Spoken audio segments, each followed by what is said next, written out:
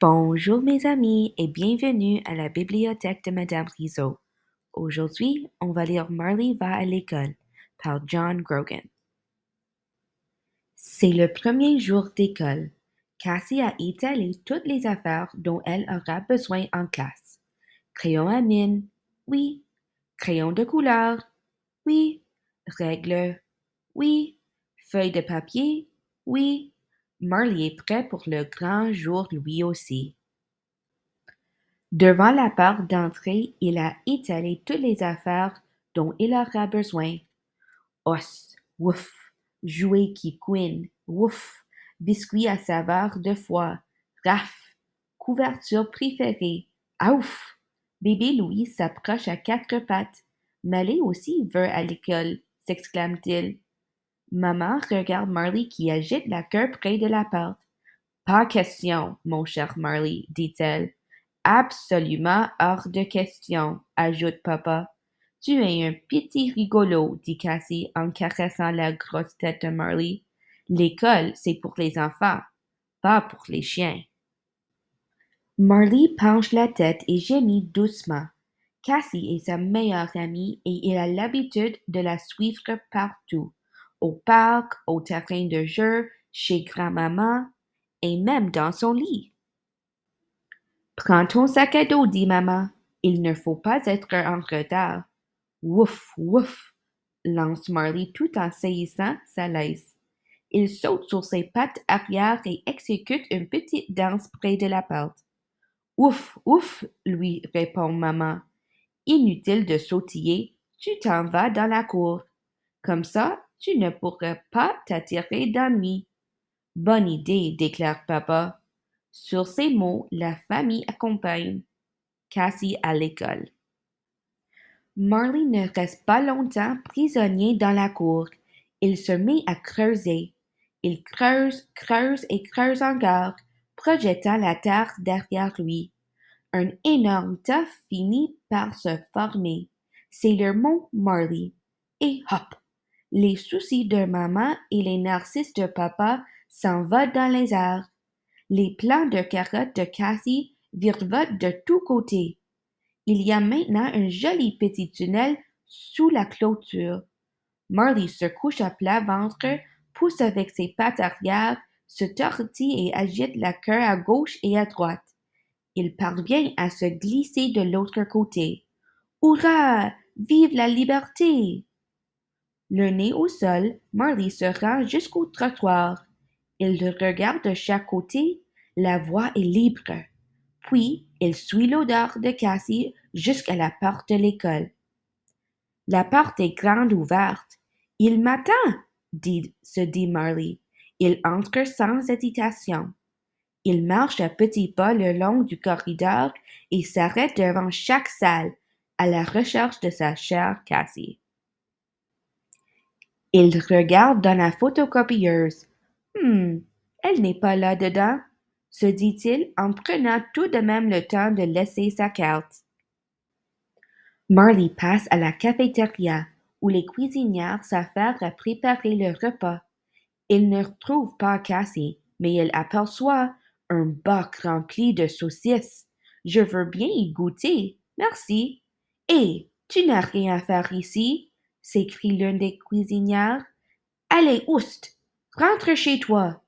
Burp, leur répond Marley. Puis il file vers la classe de musique, où l'orchestre commence sa répétition.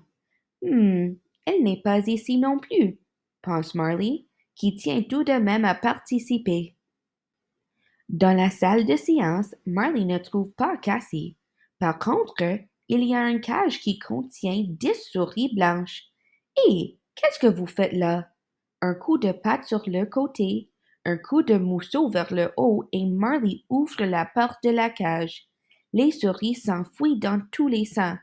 Il pousse un aboiement enthousiaste, comme pour dire qui veut m'aider à retrouver Cassie. Marley suit les souris jusqu'à la bibliothèque, où le silence est vite rompu. Des souris! Hurle une fillette, et elles sont grosses! S'écrie un petit garçon. Marley se précipite vers le gymnase et là, il oublie complètement Cassie. Lorsqu'il voit un ballon, il n'a plus qu'une idée en tête. Essayez de m'attraper pour voir.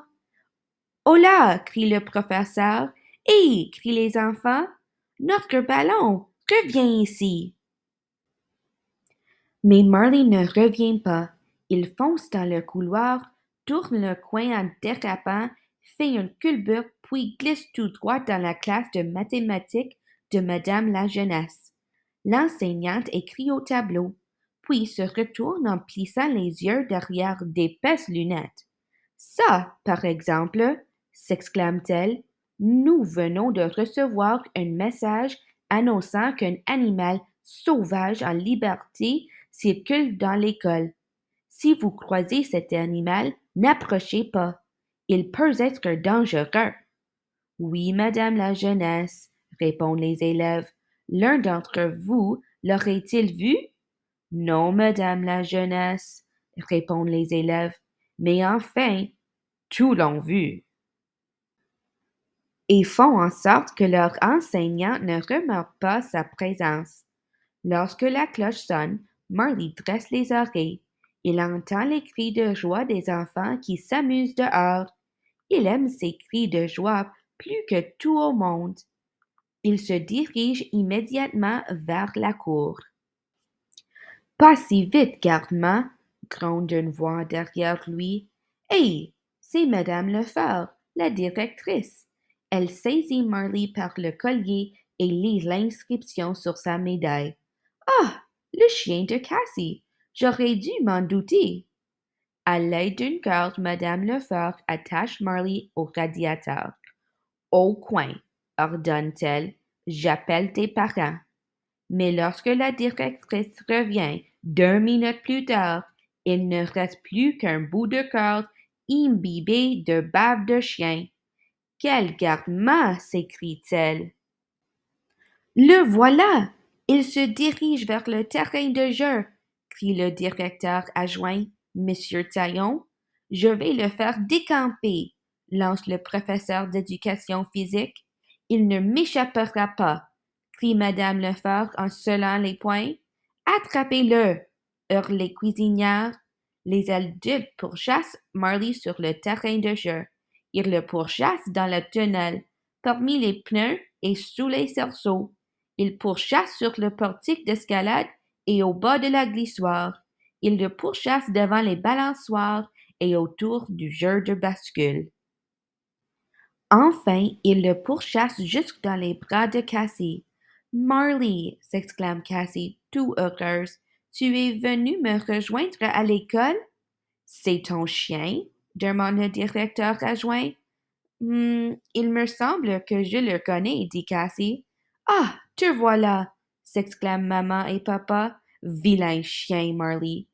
L'ancien malais, répète bébé Louis. Allons, allons, dit madame Lefort. Tout est bien qui finit bien. Et Marley est si content qu'il saute dans les airs et donne à la directrice un gros bisou bien baveux en plein sur la bouche. C'est le chouchou de la classe. La fin. Merci d'avoir écouté. À la prochaine, mes amis.